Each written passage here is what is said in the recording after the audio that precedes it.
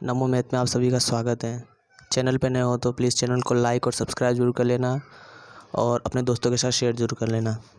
आज हम बात करेंगे कक्षा 10 के प्रश्नावली 1.2 के क्वेश्चन नंबर 3 और 4 के बारे में। क्वेश्चन नंबर 1 और 2 मैंने पहले से ही करा रखे हैं, लिंक आपको मिल जाएंगे डिस्क्रिप्शन में। सो 3 और 4 करने से पहले आप क्वेश्चन 1 और 2 को ज़रूर देखें। अब हम बात करते हैं क्वेश्चन नंबर 3 की।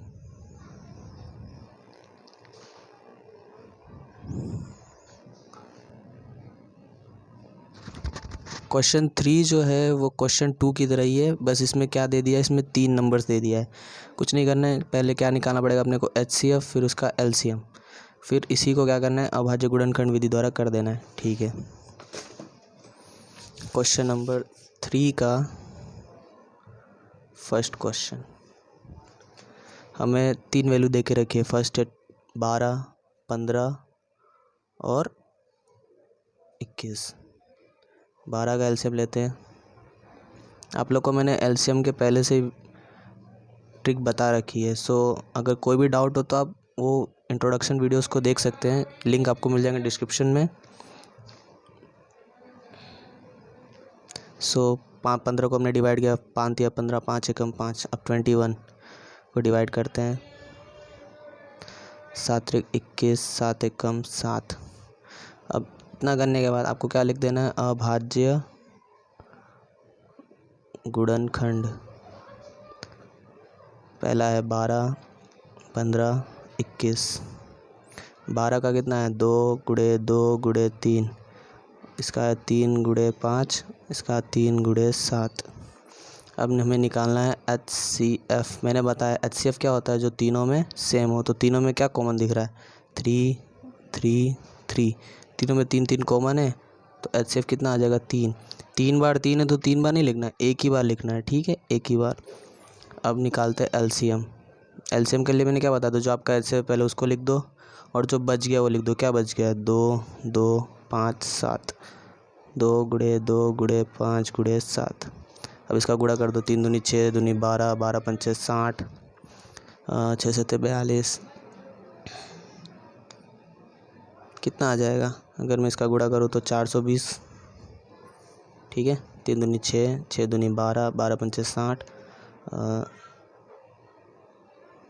7 छंग 42, 420। एलसीएम आया 420। अब हम बात करते हैं क्वेश्चन नंबर 2 की। क्वेश्चन नंबर 1 इधर होता है ख़त्म।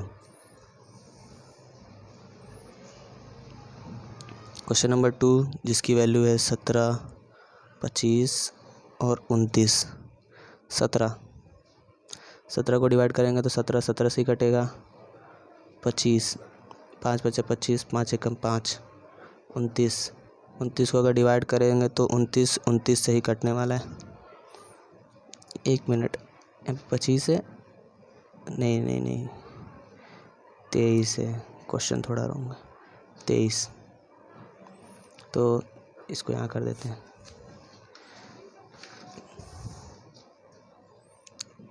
23 है तो 23 को कट करेंगे तो 23 एकम 23। अब इन सब का क्या निकालना है, HCF और LCM। तो दो इन सब में तो कुछ कॉमन निकल ही नहीं रहा है। पहले आप क्या लिखोगे, अभाज्य गुणनखंड। 17 का आया है 17 गुणे 1, आपको 1 लिख देना है। 23 गुणे 1, 29 गुणे 1। अब HCF कुछ नहीं, क्या कॉमन दिख रहा है, 1 तो दिख रहा है ना, 1 लिख देना है।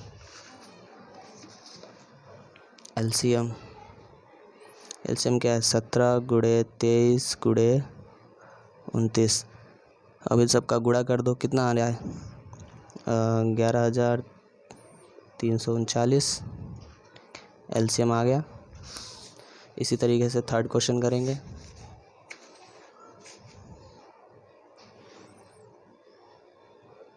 थर्ड क्वेश्चन है 8, 9 और 25। 8 का एलसीएम लेते हैं। 8 का एलसीएम लेंगे तो 4 दूनी 8, 2 दूनी 4, 2 एकम 2। 9 का एलसीएम लेते हैं, 3 त्रिका 9, 3 एकम 3। 25 का एलसीएम लेते हैं, 5 पचे 25, 5 एकम 5। ठीक है, अब क्या लिख देना है, अभाज्य गुणनखंड। ये आपको बार बार लिखना है। 8 का कितना आया था, 2 गुणे 2 गुणे 2 9। 9 का कितना है, 3 गुणे 3 25। 25 का कितना है, 5 गुणे 5। ठीक है, अब निकालना है HCF। HCF मतलब जो तीनों में कॉमन होना चाहिए। तीनों में क्या कुछ कॉमन दिख रहा है, तीनों में कुछ भी कॉमन नहीं है, तो क्या होगा 1। LCM, तो LCM निकालेंगे, 2 गुणे 2 गुणे 2 3 गुणे 3 गुणे 5 गुणे 5। इन सबको लिख देना पड़ेगा क्योंकि कुछ तो कॉमन है ही नहीं। अब इन लोग का गुणा कर दो तो कितना आने वाला है, 1800। ठीक है, क्वेश्चन नंबर 3। क्वेश्चन नंबर 3 भी ख़त्म। अब हम बात करते हैं क्वेश्चन नंबर 4 की। बस वीडियो को देखना ही नहीं है, मेरी तरह इस क्वेश्चन को सोल्व करते जाना है। अगर आप क्वेश्चन को सोल्व करेंगे तभी आपको अच्छे से समझ में आएगा और आपके डाउट भी क्लियर होंगे। सो वीडियो को देखे ही ना, उसको सोल्व भी करें और प्रैक्टिस भी करें। अब हम बात करते हैं क्वेश्चन नंबर 4 की। क्वेश्चन नंबर 4 जिसमें HCF दे के रखा है 306 और 657। HCF हमें 9 दे के रखा है। ये जो वैल्यू है ये तो अपना वो है, दो संख्याओं का गुणनफल जो होता है ना, ये अपनी संख्याओं का गुणनफल है। और इसमें HCF दे के रखा है 9। हमें LCM फाइंड करने के लिए बोला है ना, LCM 306 657 का ज्ञात कीजिए। हमें क्या फाइंड करना है, LCM हमें निकालना है। कोई नहीं, बहुत ईजी है।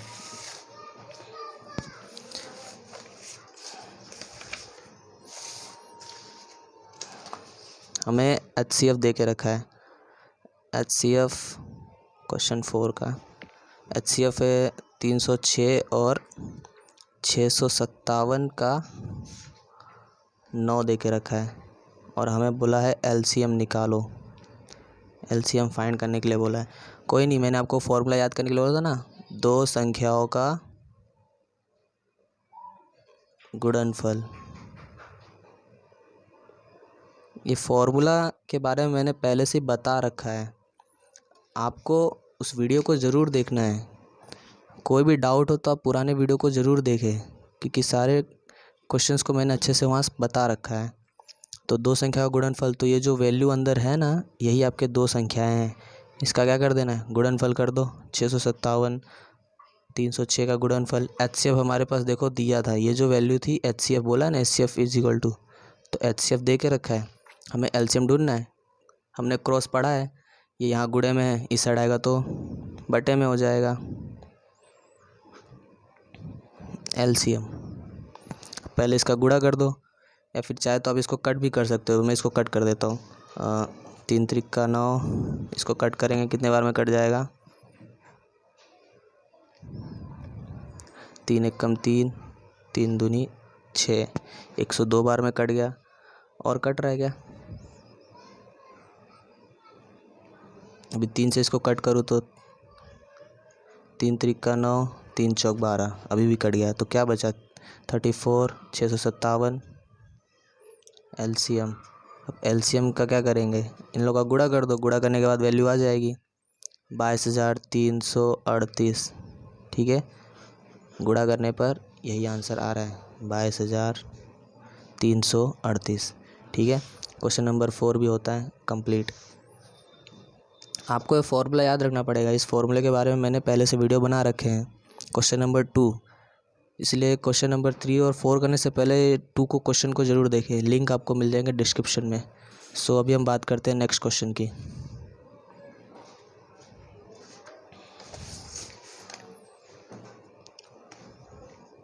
क्वेश्चन नंबर 5, जांच कीजिए कि क्या किसी प्राकृतिक संख्या n के लिए संख्या 6n अंक 0 पर समाप्त हो सकती है। हमें क्या बोला है, हमें बोला है जांच कीजिए क्या किसी प्राकृतिक संख्या n के लिए संख्या 6n अंक 0 पर समाप्त हो सकती है। ठीक है, कुछ हार्ड नहीं है, इजी है। हमें बोल के रखा है 6 जो है क्या वो 0 पर समाप्त हो सकता है। तो कोई भी जो वैल्यू होती है वो 0 पर समाप्त कब होती है, जब अगर आप उसका गुणा 2 से या 5 से करो। क्योंकि अगर हम किसी भी वैल्यू का 2 या 5 से गुणा करते हैं तो ज़्यादा चांसेस होते हैं उसकी वैल्यू आने की 0 की, क्योंकि अब 2 गुणे 5 करें कितना होता है 10। ठीक है, अब मैं 6 का 2 से गुणा करूँ कितना होने वाला है 6 दूनी 12, 6 का 5 से करके देखते हैं 6 पंचे 30। ठीक है, 30 पीछे 0 तो आ रहा है, लेकिन फिर भी हमें क्या करना है, एक बार इसका एलसीएम लेकर देखना है कि क्या ये वैल्यू आ रही है 2 गुणे 5। 0 लाने के लिए आपके पास ये दो वैल्यू होनी चाहिए, 2 गुणे 5 ये सम दिखना चाहिए कि आपके एलसीएम में क्या ये नंबर आ रहे हैं। अगर आपके एलसीएम में ये नंबर आ रहे हैं तो इसका मतलब ये है कि इसका जो एलसीएम है वो 0 ला सकता है, मतलब इसके इकाई का अंक क्या हो सकता है 0 हो सकता है। क्वेश्चन 5 में हमें बोला गया है, हमें बोल के रखा है कि इन लोग का ऐसा प्राकृतिक संख्या प्राप्त करो जिससे क्या हो जाए 0 मिल जाए। 6 का ऐसा प्राकृतिक नंबर प्राप्त करो कि वो क्या हो जाए 0 हो जाए। तो सिंपल करते हैं, 6 का एलसीएम ले लो, 3 दूनी 6, 3 एक कम 3। अब 6 का मैंने एलसीएम लिया तो क्या है 2 गुणे 3। अब इन लोग का गुणा करके देखो कितना आता है 2 3 6 ही आने वाला है, लेकिन हमें कितना लेके आना था 2 गुणे 5 लेकर आना था। तो क्या ये 0 आ सकता है? नहीं आ सकता है। यहाँ पे अगर 5 होता तो हम बोल सकते थे कि हाँ आ सकता है, लेकिन अभी नहीं आ सकता है। ठीक है, तो इसमें सिंपल आपको लिख देना है, इसीलिए हम कह सकते हैं कि प्राकृतिक संख्या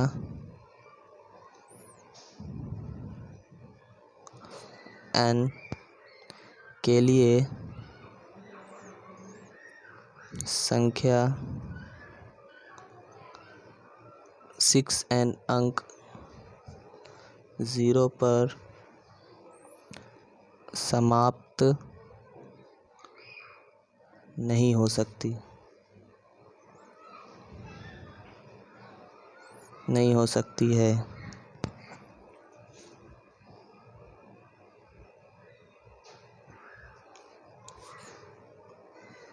कारण कि 6 की घात का अंक 0 लाने के लिए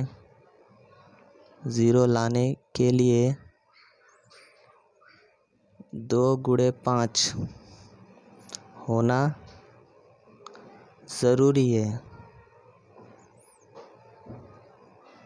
देखो यहाँ पे 2 गुणे 3 था ना, अगर मैं यहाँ पे 5 लिख दूँ, यहाँ पे देखो 2 गुणे 3 गुणे 5, अब गुणा करके देखो 2 3 6, 6 पंचे 30।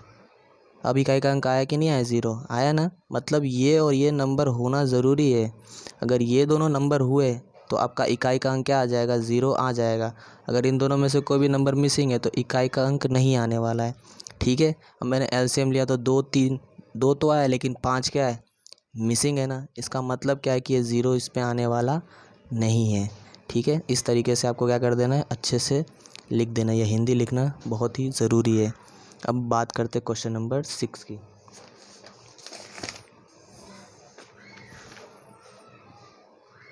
क्वेश्चन नंबर 6, व्याख्या कीजिए कि 7 गुणे 11 गुणे 13 प्लस 13 और 7 गुणे 6 गुणे 5 गुणे 4 गुणे 3 2 गुणे प्लस 1 5 भाज्य संख्या क्यों है। क्या बोला है हमें भाज्य संख्या। भाज्य मतलब क्या होता है, भाज्य यानी जो नंबर डिवाइड हो जाए, और अभाज्य नंबर यानी जो नंबर डिवाइड ना हो, मतलब जिसको आप भाग दे सको, जिसको हम भाग दे सके और वो कट जाए तो वो क्या है भाज्य है, और जिसको हम भाग दे और वो ना कटे तो वो क्या हो जाएगा अभाज्य।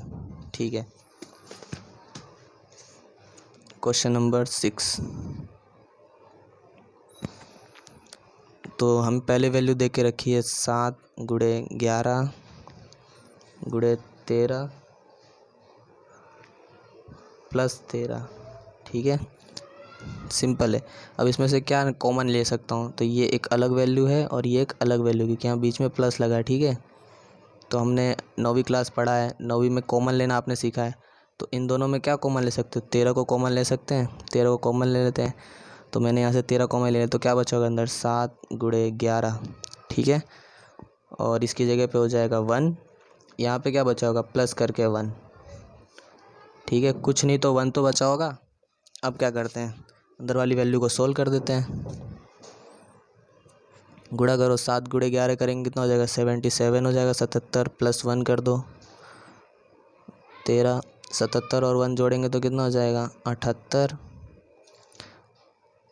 ठीक है, अब 13 गुणे 78, 13 गुणे 78, ये 2 नंबर आया ना, यही क्या हो सकते हैं, इसी को हम कहेंगे कि ये नंबर क्या है, भाज्य है। कैसे कह सकते हैं, क्योंकि 2 वैल्यू आनी चाहिए।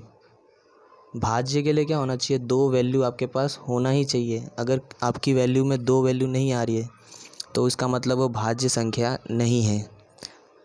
एक आएगी, इसका मीन्स क्या है, अभी जैसे यहाँ पे 0 होता, ठीक है, 0 आ जाता, तो इसका मतलब क्या है, मेरे पास एक ही नंबर है ना, तो इससे हम कह सकते हैं कि वो नंबर भाज्य नहीं है। लेकिन यहाँ पे 2 वैल्यू आ रही है, 13 और 78, इसका मीनिंग हम कह सकते हैं कि ये नंबर क्या है, भाज्य। तो आप यहाँ लिख दोगे 7 गुणे 11 गुणे 13 प्लस 13,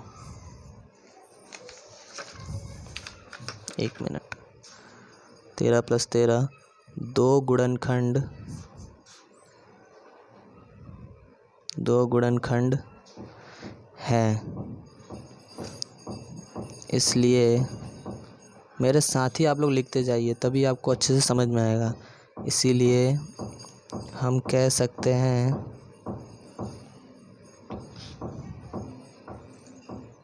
कि भाज्य संख्या है।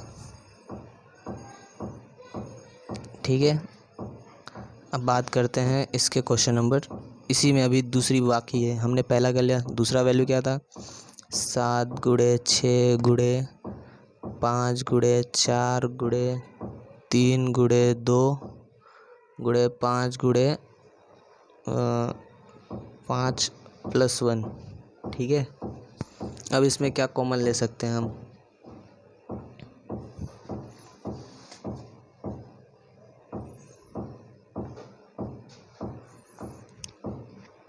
यहाँ पे 2 गुणे 1 है और यहाँ पे प्लस 5 है। ठीक है, थोड़ा देख लेना। अभी इसमें कॉमन क्या ले सकते हैं, तो यहाँ पे 5 है और यहाँ पे भी 5 है। ये लोग का एक अलग ग्रुप है, ये इसका एक अलग ग्रुप है, क्योंकि बीच में क्या आ रहा है, प्लस आ रहा है। ठीक है, तो 5 को कॉमन ले लेते हैं। अब 5 मैंने यहाँ से ले लिया तो क्या बचा होगा, 7 गुणे 6 गुणे 4 गुणे 3 गुणे 2 गुणे 1, और यहाँ से क्या 5 ले लिया तो 1 बचा होगा। फटाफट गुणा कर दो, गुणा करने पे आने वाला है 1008, प्लस करेंगे 1 किया तो कितना आ जाएगा, 1009, 1009 आया।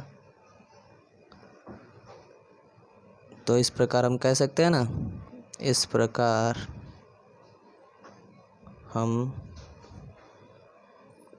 कह सकते हैं कि ये जो वैल्यू है,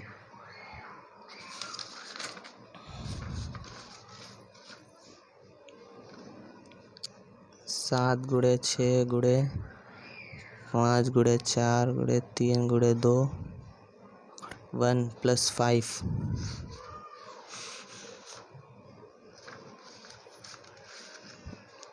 एक यहाँ पे लिख देते हैं, भाज्य संख्या है। क्यों भाज्य संख्या है, क्योंकि इसके कितने गुणनखंड है, क्योंकि इसके 2 गुणनखंड है। ठीक है, 2 गुणनखंड आए, इसका मतलब हम कह सकते हैं कि वो क्या है, एक भाज्य संख्या है। तो क्वेश्चन नंबर 6 भी होता है ख़त्म। अब बात करते हैं क्वेश्चन नंबर 7 की।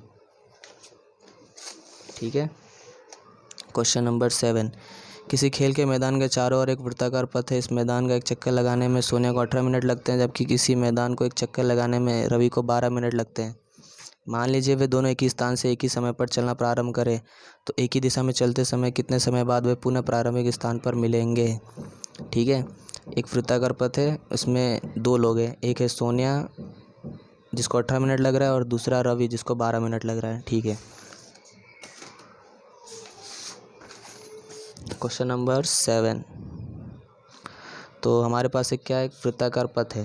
ठीक है, यहाँ समझे, एक क्या है, एक वृत्ताकार पथ है जिसमें 2 लोग दौड़ रहे हैं, एक सोनिया है एक सोनिया है और एक रवि है, इस पथ पे क्या कर रहे हैं, दौड़ रहे हैं। तो सोनिया को दौड़ने में, दौड़ पूरा एक चक्कर लगाने में कितने मिनट लग रहे हैं, 18 मिनट लग रहे हैं, ठीक है। और सेकंड है रवि, रवि को कितने मिनट लग रहे हैं, 12 मिनट लग रहे हैं।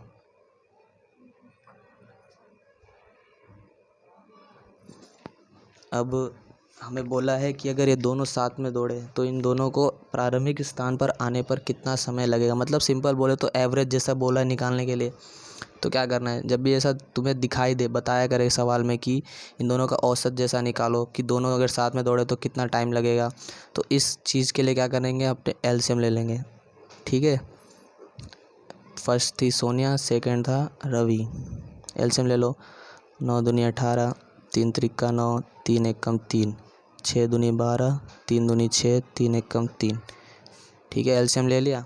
अब एलसीएम लेने के बाद जो चीज़ हम पीछे कर रहे थे, अभाज्य गुणनखंड, फर्स्ट था 18, दूसरा था 12। 18 का गुणनखंड कितना है, 2 गुणे 3 गुणे 3, और 12 का कितना है, 2 गुणे 2 गुणे 3। हमने एचसीएफ पढ़ा है, एचसीएफ मतलब जो दोनों में सेम हो, तो दोनों में सेम क्या है, 3 3 सेम है, तो एचसीएफ आ गया 3। एलसीएम फाइंड कर लेते हैं। एलसीएम जो एचसीएफ है पहले तो उसको लिख दो, और जो बच गया 2 3 2 2 2 3 2 2, गुणा कर दो फटाक से। तो 3 दूनी 6, 6 त्रिक 18,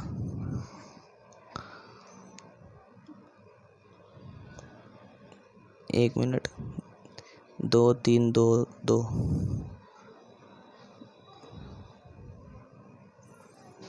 1 3 तो यहाँ से हमने लिया,